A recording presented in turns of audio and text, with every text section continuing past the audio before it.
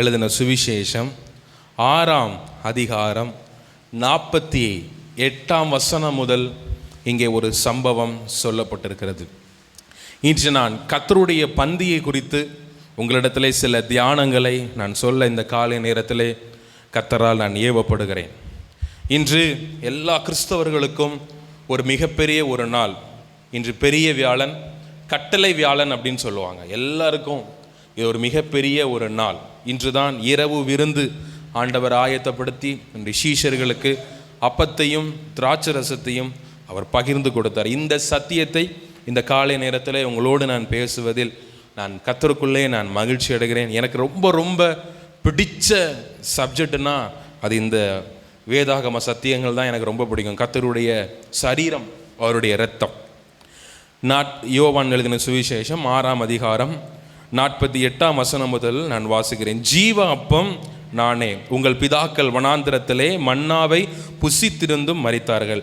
இதிலே புசிக்கிறவன் மறியாமல் இருக்கும்படி வானத்திலிருந்து இறங்கின அப்பம் இதுவே. நானே வானத்திலிருந்து இறங்கின ஜீவ அப்பம். இந்த அப்பத்தை புசிக்கிறவன் என்றென்றைக்கும் பிழைப்பான். நான் கொடுக்கும் அப்பம் உலகத்தின் ஜீவனுக்காக நான் கொடுக்கும் என் மாம்சமே என்றார். அப்பொழுது யூதர்கள், இவன் தன்னுடைய மாம்சத்தை எப்படி நமக்கு புசிக்க கொடுப்பான் என்று தங்களுக்குள்ளே வாக்குவாதம் பண்ணினார்கள். அதற்கு இயேசு அவர்களை நோக்கி, நீங்கள் மனுஷகுமாரனுடைய மாம்சத்தை புசியாமலும் அவருடைய இரத்தத்தை பானம் பண்ணாமலும் இருந்தால் உங்களுக்குள்ளே ஜீவன் இல்லை என்று மெய்யாகவே மெய்யாகவே உங்களுக்கு சொல்லுகிறேன். என் மாம்சத்தை புசித்து என் இரத்தத்தை பானம் பண்ணுகிறவனுக்கு நித்திய ஜீவன் உண்டு. நான் அவனை கடைசி நாளில் எழுப்புவேன். என் மாம்சம் மெய்யான போஜனமாக இருக்கிறது, என் இரத்தம் மெய்யான பானமாக இருக்கிறது. என் மாம்சத்தை புசித்து என் இரத்தத்தை பானம் பண்ணுகிறவன் என்னிலே நிலைத்திருக்கிறான், நானும் அவனிலே நிலைத்திருக்கிறேன். ஹல்லேலூயா.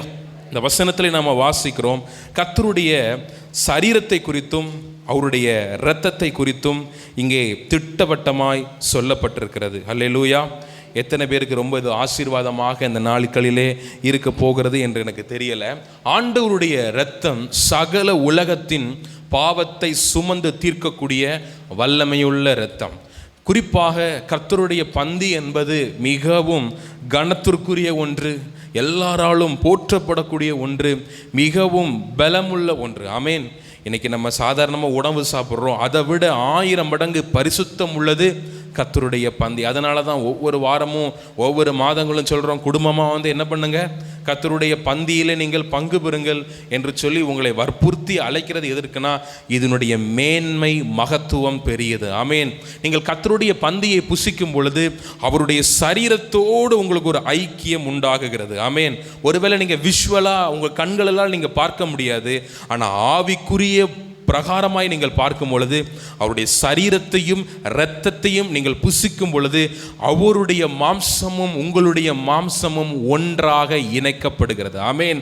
அப்போ ஒன்றாய் உங்களுடைய மாம்சம் இணைக்கப்படும் பொழுது நீங்கள் உங்களுக்கு நித்திய ஜீவனை தேவன் தருகிறார். ஆமேன்.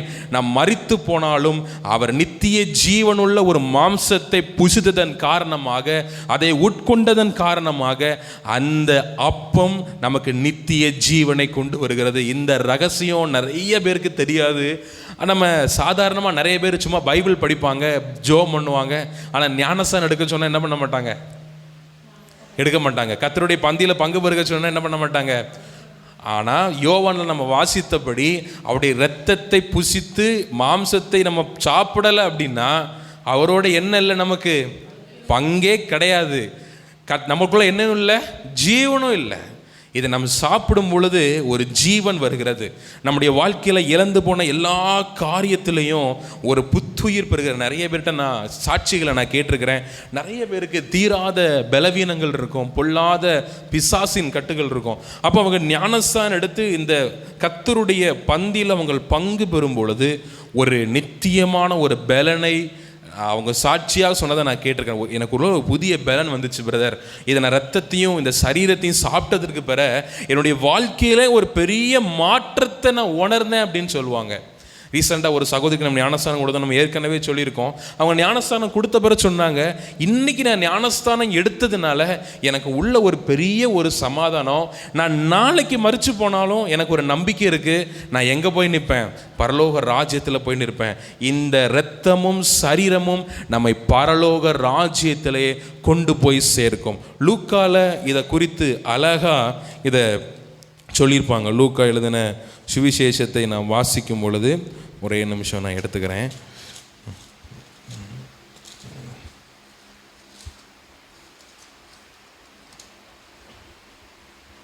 லூக்கா 22ஆம் அதிகாரத்தில் நாம் வாசிக்கும் பொழுது 19-20 வசனத்தில், பின்பு அவர் அப்பத்தை எடுத்து ஸ்தோத்திரம் பண்ணி அதை பிட்டு அவர்களுக்கு கொடுத்து, இது உங்களுக்காக கொடுக்கப்படுகிற என்னுடைய சரீரமாய் இருக்கிறது, என்னை நினைவு கூறும்படி இதை செய்யுங்கள் என்றார். 20வது வசனம், போஜனம் பண்ணின பின்பு அவர் அந்தபடியே பாத்திரத்தையும் கொடுத்து, இந்த பாத்திரம் உங்களுக்காக சிந்தப்படுகிற என்னுடைய இரத்தத்தினாலாகிய புதிய உடன்படிக்கையா இருக்கிறது என்றார். நிறைய ஊழியர்கள் சொல்றதை கேட்டிருக்கிறேன். அந்தபடியே அவர் அப்பத்தை எடுத்து ஸ்தோத்திரம் பண்ணி, இது கிறிஸ்துவனுடைய சரீரத்தின் அடையாளமா இருக்கிறது அப்படின்னு சொல்லுவாங்க. அடையாளம்பாங்க. எனக்கு ரொம்ப நாள் இந்த டவுட், ஆண்டவரே இது அடையாளமா உம்முடைய சரீரமா, இந்த இரத்தம் அவருடைய இரத்தத்திற்கு அடையாளமா இருக்கிறது என்று சொல்லி நிறைய பேர் இந்த திருவிருந்து கொடுக்கும் போது அப்படி சொல்லுவாங்க. நீங்கள் எத்தனை பேர் பார்த்துருக்கீங்க, உன்னிப்பாக கவனிச்சிருக்கீங்கன்னு தெரியல. இந்த லூக்கால ஆண்டவர் கரெக்டாக போட்டிருக்காரு, இதை எப்படி இருக்காமா, என்னுடைய சரீரமா இருக்கிறது. நம்ம பார்க்கிறோம் ஒரு சின்ன வெள்ளை கலர்ல தான் ஒன்று தர்றோம். இது எப்படி ஆண்டோட சரீரம் ஆகும் அப்படின்னா, அது தேவனுடைய சரீரமா இருக்கிறது. அப்போ அந்த சரீரத்தை தான் நீங்கள் சாப்பிட்றீங்க. அந்த ஜூஸ் குடிக்கிறது ஒன்றும் ஜூஸு கிடையாது, அப்படி சிந்தப்பட்ட இரத்தமாக இருக்கிறது, அவ்வளோதான். அதில் வேறு எந்த இதுவுமே இல்லை. இது அடையாளம், இது அப்பத்து சரீரத்துக்கு அடையாளம் இல்லை, அது சரீரம், அது ஆண்டவருடைய இரத்தம். ஆண்டவருடைய இரத்தத்தையும் சரீரத்தையும் நம்ம ஒவ்வொரு மாதமும் வந்து தேவனுடைய சமூகத்தில் இருந்து நம்ம சாப்பிடும் பொழுது நமக்கு ஒரு புதிய உயிரை தருகிறார். நம்முடைய பாவங்கள் மன்னிக்கப்பட்டு போய் புதிய மனுஷனாக நம்ம மாறுகிறோம். ஆமேன். அதனால தான் நிறைய பேர் திருவிருந்து எடுக்க போகும்போது நாங்கள் இன்றைக்கி தகுதிப்படலைன்னு சொல்லிட்டு வெளியே போவாங்க எங்கள் அம்மாட்ட சொல்லிட்டு. எங்கள் அம்மா கூலாக பதில் சொல்லுவாங்க, என்னைக்கு தான் நீங்கள் தகுதிப்பட, ஒரு நாள் என்ன பண்ண மாட்டீங்க, தகுதிப்படவே மாட்டீங்க.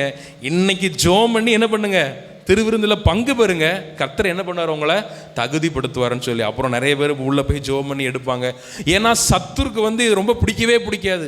ஆண்டவருடைய இரத்தத்திலையும் சரீரத்திலையும் பங்கு கொள்ள விடாமல் நிறைய தடைகளை உண்டு பண்ணுவான். ஏன்னா அவனுக்கு ரகசியம் தெரியும், இதை சாப்பிட்டாச்சு அப்படின்னா என்ன நடக்கும், பாவ மன்னிப்பு வரும், சால்வேஷன் வரும், நித்திய ஜீவன் வரும், பரலோகம் கிடைக்கும். இதெல்லாம் என்ன பண்ணக்கூடாது, கிடைக்கக்கூடாது அப்படின்னு சொல்லி பல தடைகளை பிசாசானவன் நமக்கு கொண்டு வருவான். அதெல்லாம் மீறி நம்ம எடுக்கும் பொழுது அதில் ஒரு பலன் இருக்கிறது. ஆமேன். அன்று அந்த சீஷர்களுக்கு தேவன் பிட்டு கொடுத்தார், என்னுடைய சரீரம், என்னுடைய இரத்தம், இது மிகப்பெரிய ஒரு மேன்மை. உலகத்தில் எந்த ஜனங்களுக்கும் தேவன் இப்படிப்பட்ட மேன்மையை கொடுக்கல. எந்த கடவுளுமே இப்படி பண்ணதில்லை. நம்முடைய தேவனாகிய ஆண்டவர் அவர் சரீரத்தையே கிழித்து பிட்டு தேவன் நமக்காக கொடுத்தார். ஆமேன். இது மிகப்பெரிய ஒரு ஈவு, மிகப்பெரிய ஒரு ஆசீர்வாதம். இதை நாம் உட்கொள்ளும் பொழுது நிச்சயமாகவே ஒரு பெரிய அற்புதத்தை கர்த்தர் செய்வார். மத்தேயு 15ஆம் அதிகாரம் 22ஆம் வசனம் முதல் இங்கே ஒரு சம்பவம் சொல்லப்பட்டிருக்கிறது. இங்கே ஒரு ஸ்திரீயை குறித்து நாம் பார்க்க போகிறோம். இன்னைக்கு இதுதான் என்னுடைய மெயினான ஒரு சத்தியம். இதை நீங்கள் கேட்கும் பொழுது உங்களுக்கே கொஞ்சம் ஆச்சரியமாக இருக்கும். கேளுங்க. மத்தேயு 15ஆம் அதிகாரம் 22ஆம் வசனம் முதல் பின்வருங்கிற வசனங்களே இங்கே ஒரு சம்பவம் சொல்லப்பட்டிருக்கிறது. அப்பொழுது அந்த திசையிலே குடியிருக்கிற கானானிய ஸ்திரீ ஒருத்தி அவரிடத்தில் வந்து, ஆண்டவரே, தாவீதின் குமாரனே, எனக்கு இரங்கும், என் மகள் பிசாசினால் கொடிய வேதனைப்படுகிறாள் என்று சொல்லி கூப்பிட்டார். அவர்களுக்கு பிரதியுத்தரமாக அவர் ஒரு வார்த்தையும் சொல்லவில்லை. அப்பொழுது அவருடைய சீஷர்கள் வந்து, இவள் நம்மை பின்தொடர்ந்து நம்மளை கூப்பிடுகிறாளே, இவளை அனுப்பிவிடும் என்று அவரை வேண்டிக் கொண்டார்கள். இங்கே பார்க்கும் பொழுது ஆண்டவர் ஒரு யூத மார்க்கத்தை சேர்ந்தவர். ஒரு கானானிய ஸ்திரீ தன்னுடைய மகளுக்கு பிசாசு பிடித்ததன் காரணமாக தன்னுடைய மகளுக்கு எப்படியாவது ஒரு விடுதலை வேணும், அந்த பிசாசு போராட்டத்திலிருந்து எப்படியாவது தன் மகளை காப்பாற்றணும்னு சொல்லி ஆண்டவர் பின்னாடியே என்ன பண்ணுறாங்க, அந்த அம்மா போயிட்டே இருக்காங்க. ஆனால் ஆண்டவர் அந்த அம்மாவை கண்டு கொண்டாரா? பார்க்கவே இல்லை, துளி கூட பார்க்கல. பின்னாடி வந்துக்கிட்டே இருக்கு, அவர் பாட்டுக்கு போயிட்டே இருக்காரு. இன்னைக்கு ஒரு கூட்டத்தில் போகிறோன்னு நினச்சிக்கோங்களேன், நம்மளை ஒருத்தவங்களை கூப்பிடுறோம், நம்ம கூப்பிடுறது அவங்களுக்கு கேட்குது. அப்படி கேட்டும் அவங்க காது கேட்காத மாதிரி போனால் நம்மளுக்கு எப்படி இருக்கும்? எப்படி இருக்கும்? உடனே கோபம் வரும். நம்மளை இன்சல்ட் பண்ணுறாளே அப்படின்னு சொல்லி, இன்சல்ட் பண்ணுறாங்களேன்னு சொல்லி ஒரு கோபம் வரும், ஒரு அழுகையும் வரும், ஒரு வெட்கமும் வரும். ஆனால் இந்த கானானிய ஸ்திரீ பாருங்க, தன் மகள் எப்படியாவது என்ன பண்ணணும், சுகப்படணும்னு சொல்லி என்ன வெக்கம் இருந்தாலும் சரி, என்ன கோபம் இருந்தாலும் சரி, எல்லாத்தையும் கலட்டி வச்சுட்டு எனக்கு இன்னைக்கு என்ன வேணும், என் மகளுக்கு சுகம் வேணும், அதுக்காக நான் வெக்கப்பட மாட்டேன், கூச்சப்பட மாட்டேன்னு சொல்லி இன்னைக்கு பின்னாடி போகிறோம். இன்னைக்கு உள்ள உலகத்தில் ஒரு ஃபோன் பண்ணிட்டு 2 ஃபோன் பண்ணி மிஸ்ட் கால் பார்த்து எடுக்கலைன்னா கூட என்ன வந்துடுது, நம்மளுக்கு கோபம் வந்துடுது. ஏன் ஃபோனை நீ எடுக்க மாட்டேங்கிற அப்படின்னு சொல்லி எல்லா ஜனங்களுக்கும் இது ஒரு பெரிய இன்னைக்கு ஒரு காரியம். எத்தனை டைம் உனக்கு ஃபோன் பண்ணுறதுன்னு சொல்லி. அப்போ சாதாரண மனிதர்கள் நம்மளுக்கே ஒரு காரியம், ஒரு ஃபோன் பண்ணி எடுக்காட்டி நம்மளுக்கு கோவம் வருது. இங்கே இந்த ஸ்திரீ ஆண்டவர் பின்னாடியே போய் கொண்டிருக்க இந்த கானானிய ஸ்திரீ, எப்படியாவது என் மகளுக்கு இன்னைக்கு சுகம் வேணும், எப்படியாவது. அப்போ அவங்க 22, 23 வசனத்தில் வாசிக்கும் பொழுது அவர்களுக்கு பிரதியுத்தரமாக ஒரு வார்த்தையும் சொல்லவில்லை. அப்பொழுது அவருடைய சீஷர்கள் இவள் நம்மை பின்தொடர்ந்து கூப்பிடுகிறாளே, இவரை என்ன பண்ணோம், அனுப்பி வையின்னு சொல்லி ஆண்டவர்கிட்ட கேட்காங்க. ஆண்டவர்கிட்ட சொல்கிறாங்க, எப்பா ரொம்ப நம்மளை என்ன பண்ணுறா, தொந்தரவு பண்ணிகிட்டே இருக்கா, கூப்பிட்டுக்கிட்டு பின்னாடியே வர்றா. ஆண்டவரை என்ன பண்ணுங்க, தயவு செய்து இந்த மகளுக்கு என்ன வேணுமோ என்ன பண்ணுங்க கேட்டு நீங்கள் அனுப்பிச்சி வச்சுருங்கன்ற. ஆனாலும் ஆண்டவர் என்ன பண்ணலை, ஒரு வார்த்தையும் சொல்லலை. இன்னைக்கு இது எதை குறிக்குது அப்படின்னா, நிறைய நேரங்களில் நம்ம ஆண்டவர்கிட்ட ஜெபம் பண்ணுவோம், ஜெபம் பண்ணி பண்ணி பண்ணி பார்ப்போம். நம்ம ஜெபத்தை என்ன பண்ண மாட்டார், கேட்ட பார்க்கல, தெரியாது. சரி, நம்ம ஜெபத்தை தான் கேட்பல, யாராவது சொல்லி பல பேர் சேர்ந்து ஜெபம் பண்ணி பார்ப்போம் அப்படின்னு சொல்லி என்ன பண்ணுவோம், ட்ரை பண்ணுவோம். எல்லாத்துலேயும் ஜெப குறிப்புகளை அனுப்பி ஜெபம் பண்ணுவோம்.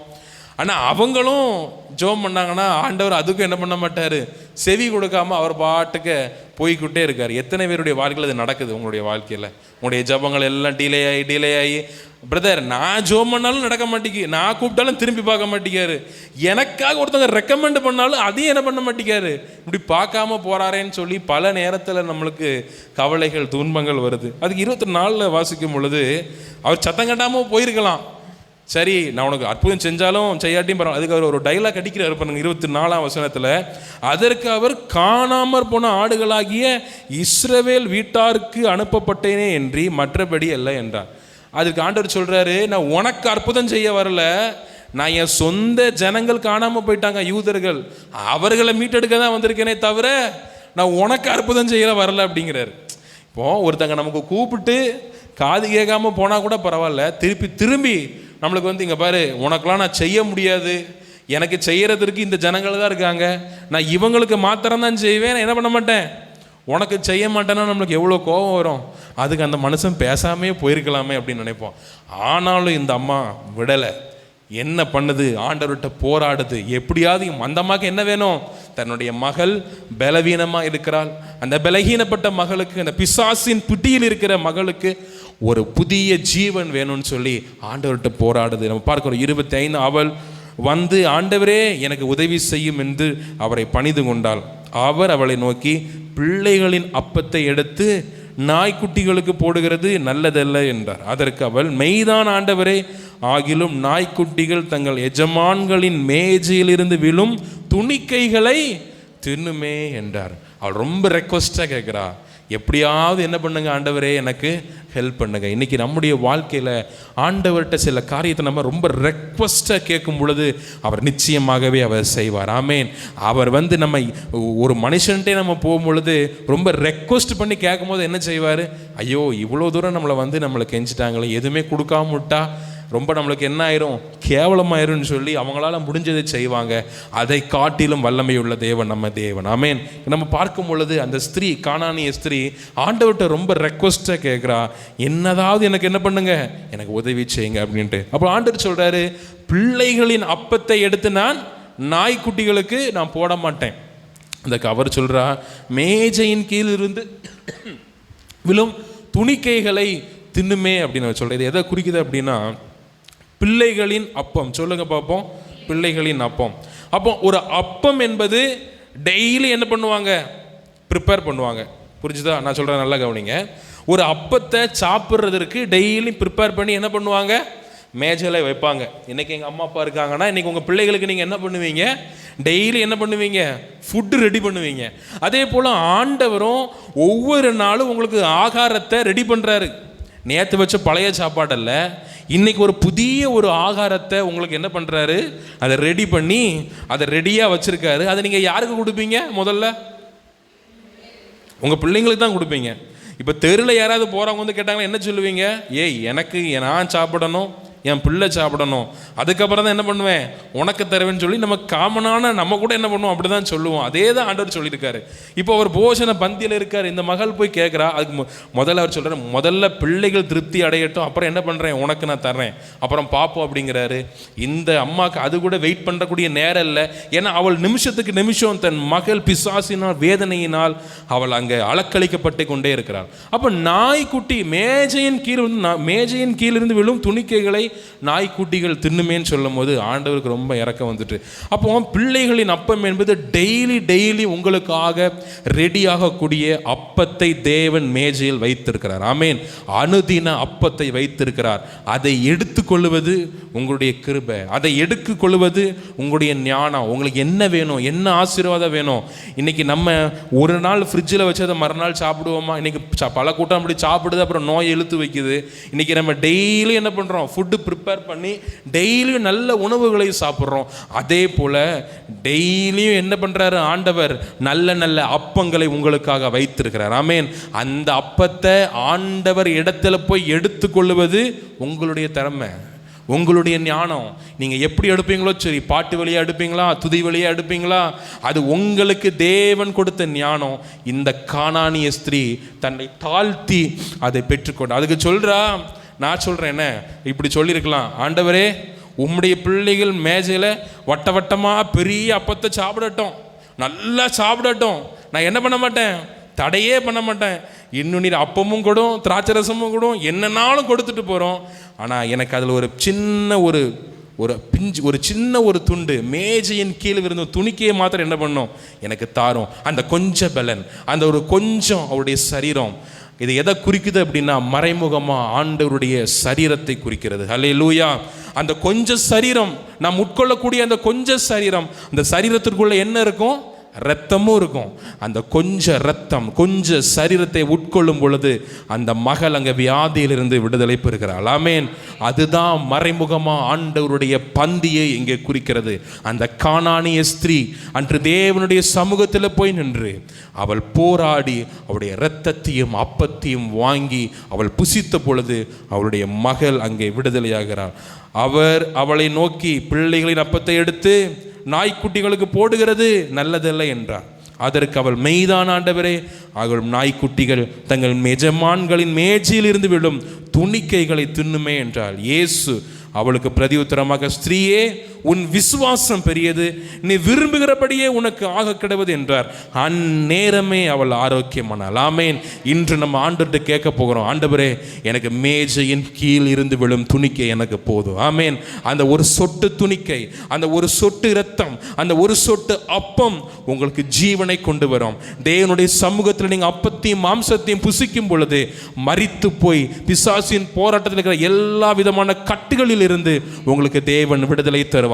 நீங்கள் ஆண்டவருடைய சமூகத்தை நீங்கள் தாழ்த்தும் பொழுது நிச்சயமாகவே பெற்றுக்கொள்வீங்க. நம்ம பார்க்கிறோம், அந்த பொழுதே அப்பொழுதே அந்த மகள், அந்நேரமே அவள் மகள் ஆரோக்கியமானாள். ஆமேன். இன்னைக்கு உங்களுடைய குடும்பத்தில், உங்களுடைய வாழ்க்கையில் ஆரோக்கியத்தை தடை செய்கிற பொல்லாத வல்லமைகள் இருந்தால் ஒன்றும் பிரச்சனை இல்லை. நீங்கள் ஜோம் பண்ணி ஆண்டவருடைய திருவிருந்தில் நீங்கள் பங்கு பெறுங்க. பயபக்தியோடு குடும்பமாக நீங்கள் பங்கு பெற்று பாருங்க. நிச்சயமாகவே ஒரு பெரிய ஒரு விடுதலையை தேவன் தருவார். ஆமேன். அன்று அந்த கானானிய ஸ்திரீ ஆண்டவர் இடத்துல தரை மட்டும் தன்னை தாழ்த்தி, நாய்க்குட்டியாக தன்னை தாழ்த்தி அவள் அற்புதத்தை பெற்றுக்கொண்டாள். இன்னைக்கு நம்ம ஒரு தாழ்த்த போகிறோம் ஆண்டவருடைய சமூகத்தில். ஆண்டவரே, ஒரு நாயாக கூட நான் மாறிடுறேன், எனக்கு என்ன பண்ணுங்க, மேஜையின் கீழ் இருந்து விழும் துணிக்கு எனக்கு போதும், அந்த கொஞ்சம் சரீரமும் கொஞ்சம் அப்பமும் போதும், என்னுடைய வாழ்க்கையவே மாற்றுன்னு சொல்லி அந்த மகள் நம்ம அதுக்கப்புறம் நம்ம வாசிக்கும் பொழுது, இயேசு பிரதியுத்தரமாக, ஸ்திரீயே, உன் விசுவாசம் பெரியது, நீ விரும்புகிறபடியே உனக்கு ஆக கடவுது என்றார். அந்நேரமே அவள் மகள் ஆரோக்கியமானாள். ஆமேன். அந்த நேரமே, இந்த நேரமே நீங்கள் ஆரோக்கியமாக போறீங்க. ஆமேன். அவருடைய சரீரத்தையும் அப்பத்தையும் ஆவிக்குரிய வாழ்க்கையில் நீங்கள் புசிக்கும் பொழுது இந்த நேரமே ஒரு விடுதலை கர்த்தர் தருவார். இந்த நேரமே நீங்க ஆரோக்கியமாவீங்க. இந்த நேரமே நீங்க பலப்படுவீங்க. பலன் இல்லாமல் இருக்க காரியங்கள், ஆரோக்கியம் இல்லாமல் மரித்து போய் பிசாசின் பிடியில் இருக்கிற காரியத்தில் எல்லாவற்றிலிருந்து கர்த்தர் உங்களுக்கு ஒரு விடுதலை நிச்சயமாக தருவார். ஆமேன். நீங்களுடைய சரீரத்தை இரத்தத்தை நீங்கள் பானம் பண்ணும் பொழுது அவரோடு ஒரு உடன்படிக்கை, அவரோடு ஒரு புதிய உடன்படிக்கை, ஒரு நியூ கவனன்ட் உண்டாகிறது. இந்த ஸ்திரீ, கானானிய ஸ்திரீ, அவருடைய பந்தியிலே பங்கு பெற்றார். இன்று உங்களை ஒவ்வொருவரையும் கானானியர்களாகிய புறஜாதியாகிய நம்மை ஆண்டவர் தேடி வந்து அவருடைய பந்தியிலே பங்கு பெற நம்மை அழைக்கிறார். ஆமேன். இன்றைக்கு நிறைய கூட்ட ஜனங்களுக்கு இந்த சத்தியம் தெரியல. ஆனால் நீங்கள் ஆண்டவருடைய பந்தியிலே பங்கு பெறும் பொழுது அவருடைய சரீரத்தோடு உங்களுக்கு ஒரு உடன்படிக்கை பண்ணுகிறார். ஆமேன். அவருடைய சரீரம் உயிர்த்தெழுந்த சரீரம். அந்த உயிர்த்தெழுந்த சரீரத்தை நாம் புசிக்கும் பொழுது உயிரில்லாமல் மரித்து போயிருக்கிற உறுப்புகள், உயிரில்லாமல் மரித்து போயிருக்கிற காரியங்கள் எல்லாம் உயிர் பெற்று எழும்பும். ஆமேன். எல்லாரும் எழும்பி நிற்போம். எழும்பி நின்று ஆண்டவர்கிட்ட கேட்க போகிறோம். அன்று அந்த கானானிய ஸ்திரீ தன்னை தரை மட்டும் தாழ்த்தி, மேஜையின் கீழ் இருந்து விழும் எனக்கு துணிக்கை போதும் என்று சொல்லி அவள் ஆண்டவரிடத்தில் கெஞ்சி தன் மகளுக்கு சுகத்தை வாங்கி கொடுத்தாள். இன்று அநேகருக்கு நீங்க கெஞ்சி ஆரோக்கியத்தையும் சுகத்தையும் வாங்கி கொடுக்க ஒரு ஊழியர்களாக கர்த்தர் உங்களை அழைக்கிறார். இன்று இந்த உலகத்தில் எத்தனையோ பேர் பிசாசு பிடியில, போராட்டத்தில், பிரச்சனையில, பண கஷ்டத்தில், பல வியாதிகளில் தொந்தரவோடு காணப்படுறாங்க. இன்று நீ கானானிய ஸ்திரீயாக மாறக்கூடிய ஒரு நேரம். ஆண்டவர் இடத்துல இருந்து ஒரு ஆசீர்வாதத்தை பெற்று நீங்கள் அநேகருக்கு கொடுக்கக்கூடிய கரங்களாக கர்த்தர் உங்களை மாற்றுவார். எல்லாரும் இரு கரங்களை வானத்திற்கு நேராக உயர்த்தி, ஆண்டவரே, எனக்கு மேஜையின் கீழ் இருந்து விழும் துணிக்கை எனக்கு போதும். அந்த ஒரே சொட்டு ரத்தம், அந்த ஒரு சொட்டு சரீரம் எனக்கு என்னுடைய குடும்பத்தை ஆசீர்வதிக்கும், என் உற்றார் உறவினரை ஆசீர்வதிக்கும், உம்முடைய பந்தியிலே என்னை பங்கு பெற வைக்கும். நான் அநேகரை போஷிப்பேன். பாவத்தில், பிசாசின் பிடியில் இருக்கிற ஒவ்வொரு ஜனங்களையும் உம்முடைய சமூகத்திற்கு கொண்டு வந்து நிறுத்த என் கரங்களை ஆயத்தப்படுத்தும். நீங்கள் கரங்களை உயர்த்தி நிற்கிற இந்த நேரத்தில் ஒரு தேவனுடைய மகிமை இறங்கி வருவதாக. அன்று கானானிய ஸ்திரீ பெற்றுக்கொண்ட அபிஷேகம் இறங்கட்டும் அப்பா. கரங்களில் நீர் வையுங்கள் தகப்பனே. ஒரு சொட்டு ரத்தம், ஒரு சொட்டு அப்பம், ஆண்டவரே, ஒரு சின்ன அப்பம் அவருடைய மகளுக்கு சுகத்தை கொடுத்தது போல, சுகமில்லாமல் பலகீனப்பட்டு காணப்படுகிற மகளே, உனக்கு ஒரு பலனை கர்த்தர் தருகிறார், ஒரு சுகத்தை கர்த்தர் தருகிறார். உன்னுடைய உறுப்புகளை தேவன் புதிதாக்குகிறார், உன்னுடைய எண்ணங்களை தேவன் புதிதாக்குகிறார். உன் குடும்பத்தை தேவன் மீண்டும் இணைந்து கட்டுவார். உன்னை மீண்டுமாக சுகத்தோடு பலனோடு உன்னை வாழ வைப்பார். எல்லா சத்ருவின் கிரியைகள் வெளியாகும். இன்றைய நாளில் உன்னை புரிஞ்சு கொள்ளுங்க. இன்னையிலிருந்து குடும்பமா நீங்க கர்த்தருடைய பந்தியில் நீங்கள் பங்கு பெறும் பொழுது ஒரு நித்திய மகிழ்ச்சி. கணவனும் மனைவியும் ஒரே சரீரம், நீங்கள் ஒரே சரீரமாக ஆண்டவருடைய இரத்தத்தை புசிக்கும் பொழுது, அவருடைய சரீரத்தை நீங்கள் பானம் பண்ணும் பொழுது உங்களுக்குள்ள ஒரு ஜீவன் வரும், உங்களுக்குள்ள ஒரு பலன் வரும். பலன் இல்லாமல் இருக்கிற காரியங்கள், பலகீனப்பட்ட எல்லா உறுப்புகளை தேவன் மாற்றி உங்களை தேவன் பலப்படுத்துவார். என்னை பலப்படுத்துகிற கிறிஸ்துவினாலே எல்லாவற்றையும் செய்ய எனக்கு பலன் உண்டு.